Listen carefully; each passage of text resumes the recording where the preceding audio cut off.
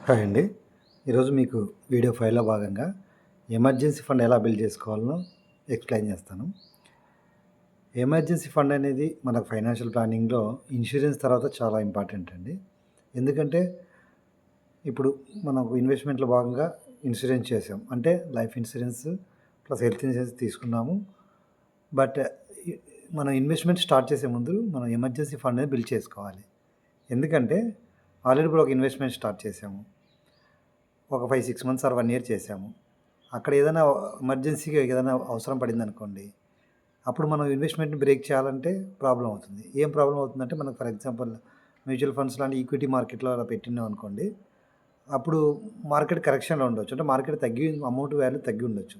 So, అప్పుడు మనం అలా బ్రేక్ చేయాలంటే కష్టం. సో, అలాగ ఇంకే ఇన్వెస్ట్‌మెంట్‌లో ఉన్నా కూడా మనకు దాన్ని బ్రేక్ చేసి తీసుకోవడం కష్టం. సో, మన ఫైనాన్షియల్ ప్లానింగ్‌లో ఏందంటే ఎమర్జెన్సీ ఫండ్ బిల్డింగ్ అనేది చాలా ఇంపార్టెంట్. దీని గురించి ఈరోజు నేను బ్రీఫ్‌గా ఎక్స్‌ప్లెయిన్ చేస్తాను.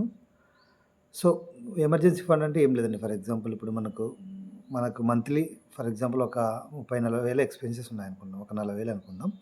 40,000 అంటే ఒక 6 మంత్స్ ఆర్ 1 ఇయర్ సరిపడా. అంటే 6 మంత్స్ అంటే 2,40,000 1 ఇయర్ అంటే 4,80,000 ఆర్ 5,00,000 అప్రాక్సిమేట్‌గా మనం ఒక సెపరేట్ ఫండ్ కింద పెట్టుకోవాలి.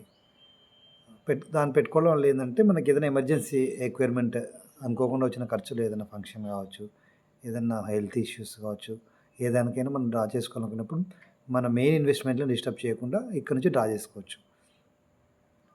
సో, ఎవరికి ఎంత ఉండాలని ఇప్పుడు మీకు బ్రీఫ్‌గా చెప్తాను. ఫర్ ఎగ్జాంపుల్ ఇప్పుడు గవర్నమెంట్ జాబ్ లాంటి జాబ్స్ ఉన్న వాళ్ళకి ఒక 5, 6 మంత్స్ సరిపోతుందండి. ఏమి ఇబ్బంది ఉండదు. అలాగే లేకపోతే ప్రైవేట్ జాబ్ ఉండే వాళ్ళకు కొంచెం వాలటైల్‌గా జాబ్ పోయే ఛాన్సెస్ ఉన్నాయి. అలాంటి వాళ్ళకి మాత్రం ఒక 1 ఇయర్ మినిమమ్ ఎక్స్‌పెన్సెస్ పెట్టుకోవాలి. ఇక్కడ ఎక్స్‌పెన్సెస్ అంటే ఓన్లీ మనకు ఇంటి ఎక్స్‌పెన్సెస్ కాదండి.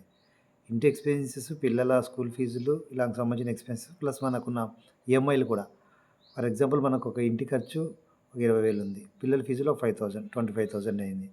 ఈఎంఐలు ఒక 30 ఉన్నాయి. ఒక అన్నీ కలిపితే 50,000 ఇలాగా మనం ఇవన్నీ కలుపుకొని మనం ఎమర్జెన్సీ ఫండ్ కింద పెట్టుకోవాలి. ఎందుకంటే మనకి ఏదన్నా జాబ్‌కి ఏదైనా ఇబ్బంది వచ్చినా, ఏదైనా ప్రాబ్లమ్ వచ్చినా మధ్యలో గ్యాప్ తీసుకోవాలనుకున్నా మనకు ఈ ఎమర్జెన్సీ ఫండ్ అనేది యూజ్ అవుతుందనమాట. సో, ఫర్ ఎగ్జాంపుల్ ఇప్పుడు ఇందాక అనుకున్నట్టు ఒక 50,000 అనుకోండి. ఒక గవర్నమెంట్ ఎంప్లాయీ అంటే ఒక మంచి ఫిక్స్డ్ ఇన్‌కమ్ జాబ్ ఉన్న వాళ్ళకు ఒక 6 మంత్స్ సరిపోతుంది. అంటే ఎంత 3,00,000 ఈ 50,000 కేస్‌లో. అదే ప్రైవేట్ జాబు కొంచెం వోలటైల్ జాబ్ స్విచ్ చేసే అవసరం ఉంటుంది. లేకపోతే మధ్యలో గ్యాప్ ఇవ్వాల్సిన అవసరం వస్తుందని వాళ్ళకు 1 ఇయర్ అంటే 12, 5, 60,000 6,00,000 6,00,000 మనం ఎమర్జెన్సీ ఫండ్ కింద సేవ్ చేసుకోవాలి. ఓకే. మన సేవింగ్ స్టార్ట్ చేసాం. దీన్ని ఎలాగా బిల్డ్ చేసుకోవాలని చెప్తాను మీకు. ఒకటి మీరు ఏ ఏ ఇన్స్ట్రుమెంట్ చేసుకోవచ్చంటే ఫస్ట్ ఎఫ్‌డీలో చేసుకోవచ్చు, ఆర్‌డీలో పెట్టుకోవచ్చు, సేవింగ్స్ అకౌంట్‌లో పెట్టుకోవచ్చు, మ్యూచువల్ ఫండ్‌లోని లిక్విడ్ ఫండ్స్ అనమాట అక్కడ పెట్టుకోవచ్చనమాట. ఇలాగ ఇన్ని రకాలుగా మనము ఎమర్జెన్సీ ఫండ్ బిల్డ్ చేసుకోవచ్చు. కానీ మనకి ఎఫ్‌డీ అనేది ఒక అమౌంట్ బిల్డ్ చేసిన తర్వాతనే మనకి ఎఫ్‌డీలో వేసుకోవడానికి వస్తుందండి. సో, మనకు మిగతా మనం ఏం చెప్పాము savings account, RD plus mutual funds. Mutual ఫండ్స్‌లో కూడా లిక్విడ్ ఫండ్స్‌లో. ఈ 3 అనేది మనము స్టెప్ బై స్టెప్ కూడా బిల్డ్ చేసుకోవచ్చనమాట. ఫర్ ఎగ్జాంపుల్ ఈ ఎమర్జెన్సీ ఫండ్ అనేది మనకు జాబ్ వచ్చిన ఫస్ట్ మంత్ నుంచే స్టార్ట్ చేసుకోవాలండి. ఫర్ ఎగ్జాంపుల్ ఇప్పుడు మనకు ఒక స్టార్టింగ్‌లో ఒక వ్యక్తికి జాబ్ వచ్చింది. ఒక 20,000 సాలరీ అనుకోండి.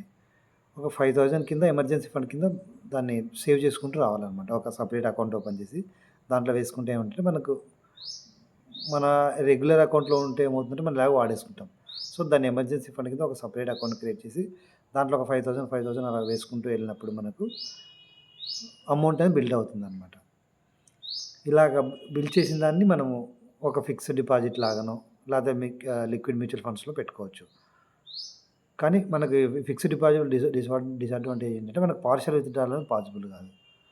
సో, ఫర్ ఎగ్జాంపుల్ మరి సేవింగ్స్ అకౌంట్స్‌తో మనకు ప్రాబ్లమ్ ఏంటంటే ఇంట్రెస్ట్ రేట్ అనేది చాలా తక్కువ. అంటే 2-3% మాక్సిమం వస్తుంది. సో, మనం ఇప్పుడు ఒక 5, 6 లాక్స్ వంటి పెద్ద అమౌంట్‌లు ఇన్వెస్ట్ చేసినా కూడా తక్కువ ఇంట్రెస్ట్ వస్తుందనమాట.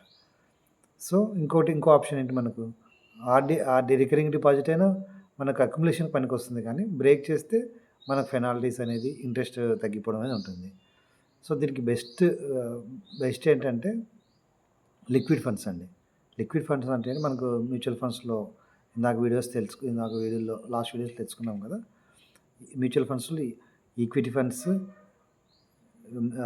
డెట్ ఫండ్స్, లిక్విడ్ ఫండ్స్ అని ఉంటాయి. ఈక్విటీ ఫండ్స్ అంటే మనకు రిస్క్ ఎక్కువ ఉంటుంది, రివార్డ్ ఎక్కువ ఉంటుంది, మనకు గ్రోత్ ఎక్కువ ఉంటుంది. డెబ్ట్ ఫండ్స్ అంటే ఏందంటే మన గవర్నమెంట్ ఇన్‌స్ట్రుమెంట్‌లో పెడతారు వాటిని. రిటర్న్ తక్కువ ఉంటుంది, రిస్క్ కూడా తక్కువ ఉంటుంది. వాటికన్నా ఇంకా ఇప్పుడు డెట్ ఫండ్స్ కన్నా లిక్విడిటీ ఎక్కువ ఉండే వాటిని లిక్విడ్ ఫండ్స్ అంటామనమాట. అంటే మన డైలీ ఫండ్స్ అని, వీక్లీ ఫండ్స్ అని మనం ఓకే ఈరోజు పెట్టి రేపైనా తీసేసుకోవచ్చనమాట. వాటిని లిక్విడ్ ఫండ్స్ అంటాం. దాంట్లో మనకు పెనాల్టీ కూడా ఏమి ఉండదు. మనకి ఎగ్జిట్ లోడ్ లాంటివి కూడా ఏమి ఉండవు. సో, ఇంకా కొన్ని ఇప్పుడు మ్యూచువల్ ఫండ్ కంపెనీస్ ఏంటంటే మనకు ఇన్‌స్టా క్యాష్ అనే ఆప్షన్స్ కూడా ఉన్నాయండి. లిక్విడ్ ఫండ్స్‌లో ఇన్‌స్టా క్యాష్ ఆప్షన్ కూడా ఉంటుంది. దానివల్ల ఏంటంటే మనకు సాలరీ వస్తేనే దాంట్లో కొద్ది భాగం ఒక 5,000 10,000 దాంట్లో వేసేసుకున్నామంటే అలాగ ఓవర్ ద మంత్స్ టుగెదర్ మనము బిల్ చేసుకుంటూ వెళ్ళామంటే మనకు అవసరం ఉన్నప్పుడు మళ్ళీ డ్రా చేసుకోవచ్చు. ఎందుకంటే మళ్ళీ మన కొలీగ్స్‌నో, ఫ్రెండ్స్‌నో మళ్ళీ చేతి బదులు అప్పులు అడగడం పోకుండా మళ్ళీ ఏదైనా పర్సనల్ లోన్‌లు, ఏదైనా క్రెడిట్ కార్డ్స్ అలాంటి లోన్‌లకి వెళ్ళకుండా మనకు ఈ లిక్విడ్ ఫండ్స్ అనేది మనకు చాలా యూజ్ అవుతాయి. మనకు దీంట్లో ఇందాక అనుకుంటే ఎగ్జిట్ లోడ్ కూడా ఉండదనమాట మనకు. వితిన్ ఈరోజు వేసుకొని మళ్ళీ ఒక 1 ఆర్ 2 డేస్‌లో కూడా తీసేసుకోవచ్చు. అలాగా ఎమర్జెన్సీ ఫండ్ బిల్డ్ చేసుకోవడం చాలా ఇంపార్టెంట్ మనకు. సో, మనకు ఫైనాన్షియల్ ప్లానింగ్‌లో భాగంగా ఇన్సూరెన్స్ తర్వాత ఎమర్జెన్సీ ఫండ్ బిల్డ్ చేసుకున్న తర్వాతనే మనం ఇన్వెస్ట్‌మెంట్‌కెళ్ళాలండి. అంటే ఫర్ మ్యూచువల్ ఫండ్స్‌లో కావచ్చు, స్టాక్ మార్కెట్ కావచ్చు, అలాగే ఇన్వెస్ట్‌మెంట్‌కి తర్వాత ఫర్దర్‌గా వెళ్ళాలి. సో, ప్రతి ఒక్కరు మనకు ఈ వీడియోలో చెప్పినట్టు ఒక మంచి ఎమర్జెన్సీ ఫండ్‌ని క్రియేట్ చేసుకుంటారని చెప్పి ఆశిస్తున్నాను. మీకేదైనా డౌట్స్ ఉంటే కింద కామెంట్స్‌లో పెట్టండి. I will try to answer. And మీకు కంటెంట్ నచ్చితే గనక నా ఛానెల్ సబ్స్క్రైబ్ చేయండి. అలాగే మీకు తెలిసిన వాళ్ళకి కూడా షేర్ చేయండి. ఓకే అండి. Thank you.